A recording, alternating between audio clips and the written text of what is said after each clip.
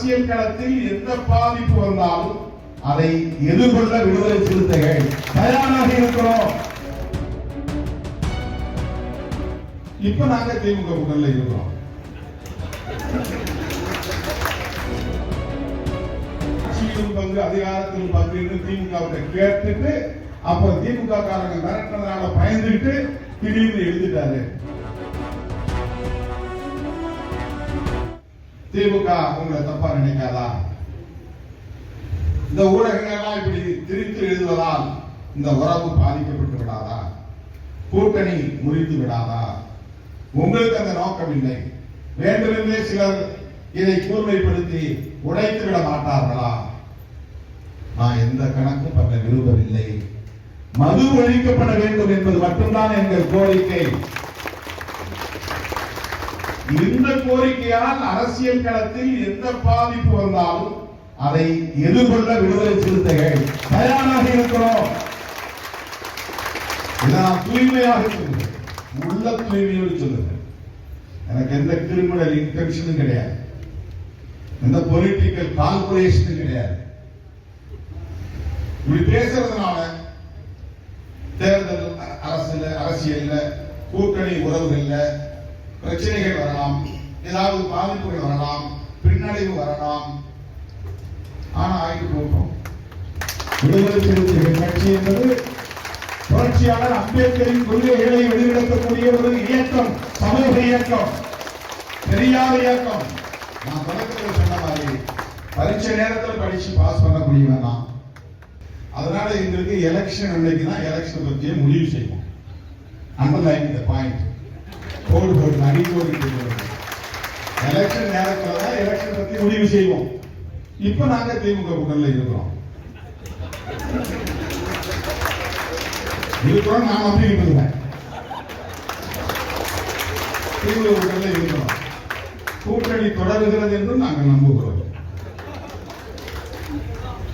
தொடரும் என்றும் நம்புகிறோம். அது வேறு. ஆனால் 100 விழுக்காடு இந்த கண்ணீர் விட்டு கதறி அழுது கொண்டிருக்கிற தாய்மார்களின் கோரிக்கையை திசை திருப்ப வேண்டாம். இந்த மக்கள் முன்வைக்கக்கூடிய கோரிக்கை டாஸ்மாக் மூடப்பட வேண்டும் என்பதுதான்.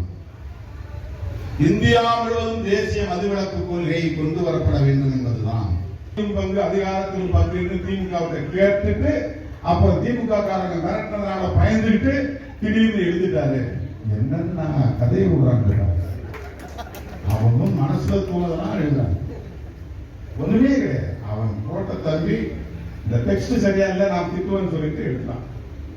அதுக்குள்ளே மீடியாவோட பயங்கரமா ஃபயர் ஆனவனே அவன் பயந்து போயிட்டான். என்ன பண்றதுன்னு தெரியல. என்கிட்ட தொடர்பு எடுத்து இந்த பேசி நான் ஒப்புதல் தந்த பிறகு சாயந்தரம் 5:30 மணிக்கு போறோம்.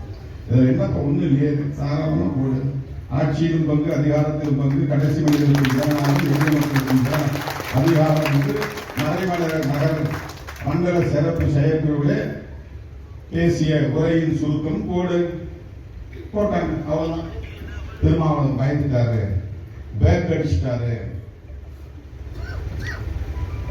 நம்மளை பயன்படுத்துற அளவுக்கு யாரு இருக்காங்க தெரியும்.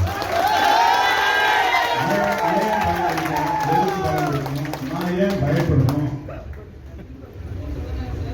தரையில படுனாலும் படுப்போம், கட்டில படுனாலும் படுப்போம், கஞ்சி குடினாலும் குடிப்போம், சோறு சாப்பிடுனாலும் சாப்பிடுவோம். எதுக்கும் தயாராங்கிற நிலையில நம்ம பொது வாழ்க்கையில் இருக்கோம்.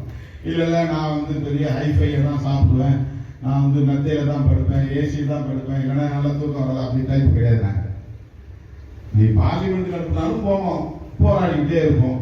பார்லிமெண்ட் போகலனாலும் போராடி கொண்டே இருப்போம், மக்களை சந்தித்து கொண்டே இருப்போம். எங்களுக்கு 2 ஒண்ணுதான்.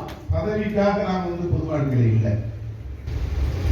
இன்றைக்கு ஏன் அதை அவங்க பெருசாகிறாங்கன்னா, அவங்களுக்கு இது பெருசாகக்கூடியவர்களுக்கு ஒரு உள்நோக்கம் இருக்கிறது. என்னன்னா, இதன் மூலமாவது திருமாவளவனுக்கும் முதலமைச்சருக்கு இடையில ஒரு முரண்பாட்டை உருவாக்கி இந்த கூட்டணியை உடைத்து விட முடியாதா?